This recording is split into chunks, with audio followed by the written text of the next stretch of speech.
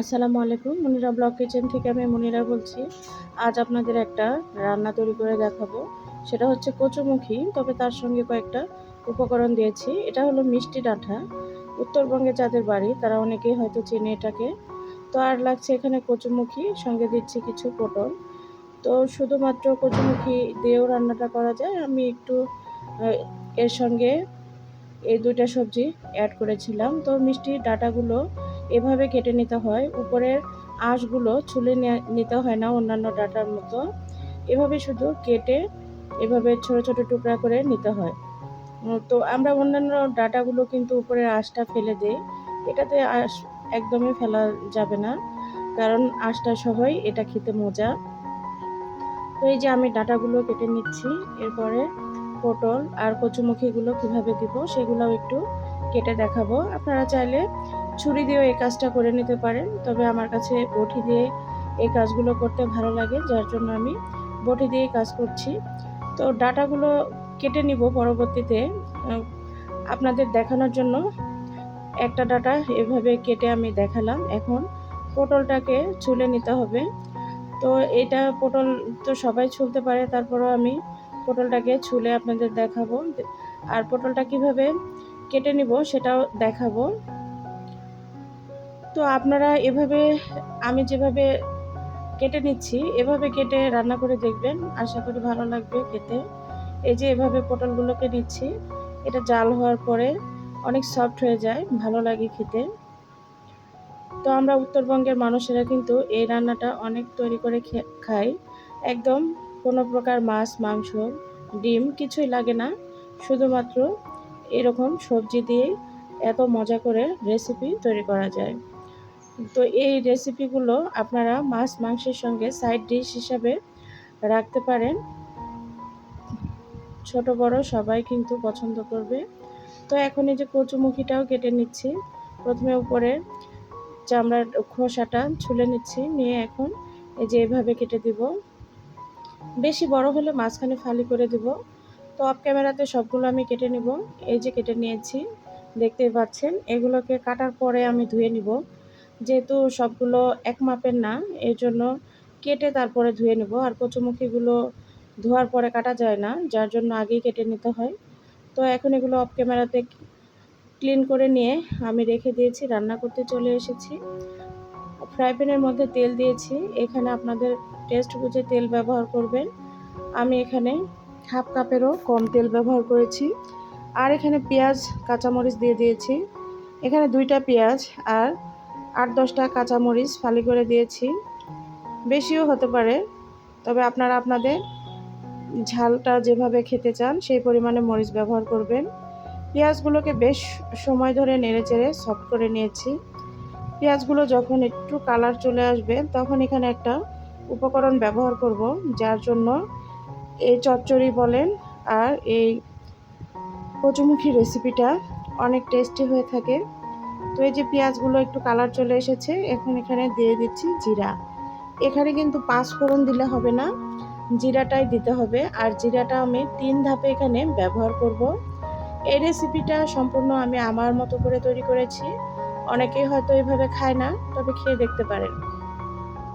তো এখন দেখুন, জিরাটা দেওয়ার পর কিছু সময় নেড়েচেড়ে নিয়েছিলাম, নিয়ে এখন সবজিগুলো দিয়ে দিলাম।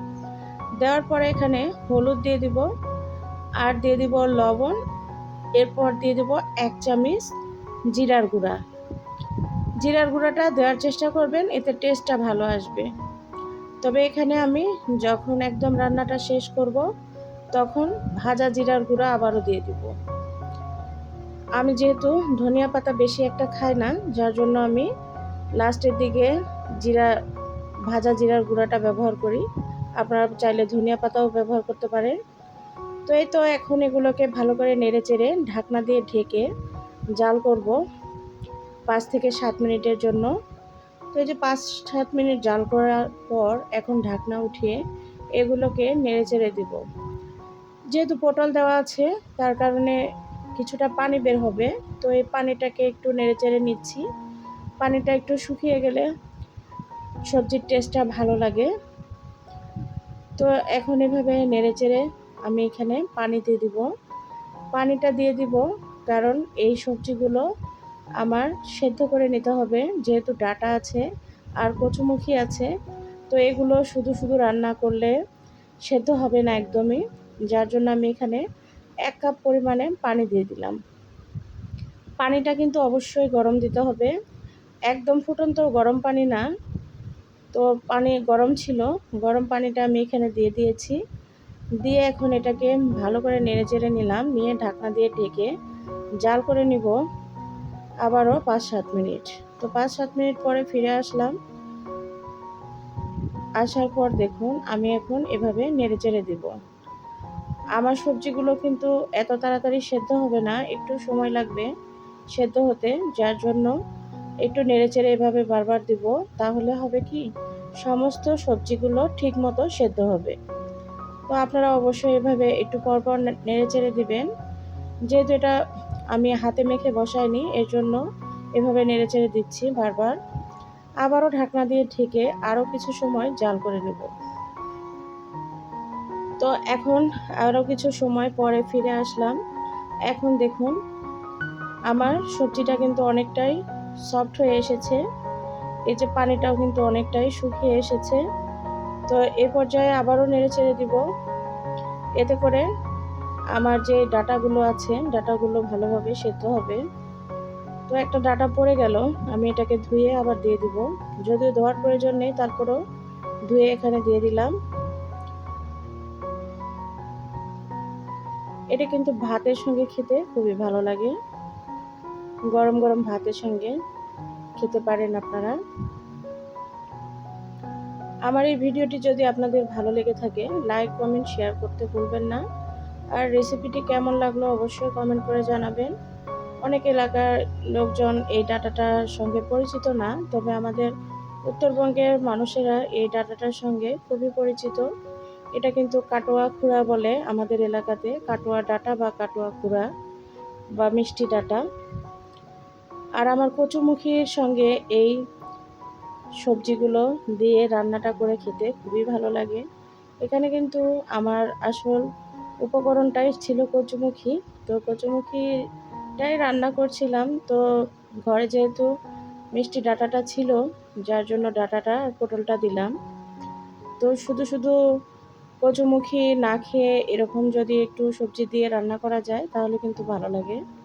তো আমার কিন্তু কচুমুখিগুলো ভালো করে সেদ্ধ হয়েছে।